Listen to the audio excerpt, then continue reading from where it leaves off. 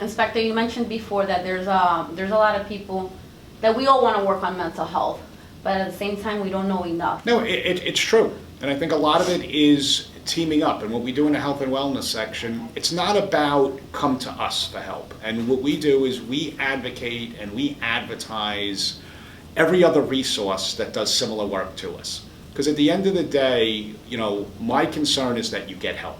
And if you come to us and I say maybe it would be a different, you know, avenue for you to get help, we will guide and navigate you to that. But again, there's not enough. We don't talk about it enough. We gotta get out there. And again, we need partners. We need partners in the community to work with us. And that's the, you know, the luxury we have here, what we built. We work with, you know, other internal units in the police department, but we work with a lot of external partners that want to help, that want to team up with us. And even, you know, something recently we did, again, you know, we talk about, you know, a lot about the employees, but also bridging the community into this also, humanizing the police officers. And a recent initiative we did in the Bronx, it's called the Options Program with the Police Foundation. So we took our police officers, people in the health and wellness section, including our canine dog, and we went to a high school in the Bronx, and we taught about mental health. So how do you reduce this stigma? Again, let's focus on the youth. Let's normalize mental health. Let's talk about it. So we presented in front of a few hundred, you know, middle school kids, and we talked about mental health and, you know, how to process it. And we brought our therapy dog there. We brought, you know, one of my sergeants there, and he talked about physical fitness and nutrition, and we made it fun for the kids, but we normalized it. And I think the main thing is we got to talk about it. Everybody's got to talk about it. You know, the days of living in silence are over.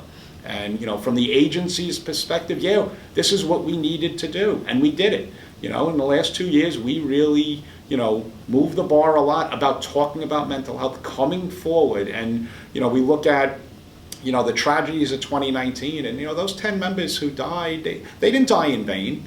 We learned a lot, and we changed a lot in policy and things looking forward. And, you know, we look at the amount of people reached out. You know, in 2019, we had about 2,000 people would come forward, and they had some kind of concern. We moved to 2021, 5,000 officers came forward and said, I need some help. Can you help guide me? And that is really what works. The more people that call us, that's what I want. I want more business.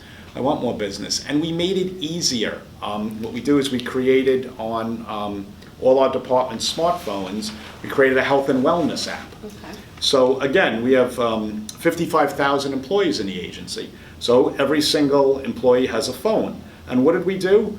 We advertise all our resources. We talk about it. And we put our employee assistance counselors, our chaplains, our peer support members, and just various different information on who to go to. But it's not only about coming to us for help. We advertise every other person, every other organization, every other place that you can go to get help. And that is the important thing. In this app, I don't know who uses the app, but I just know how many times the buttons are clicked. Okay. And, you know, when you see 800 officers a week are interacting with the app. Almost 200 of those officers every week are new, have never used our app before. That's what it's about. That's how I know the message is getting out.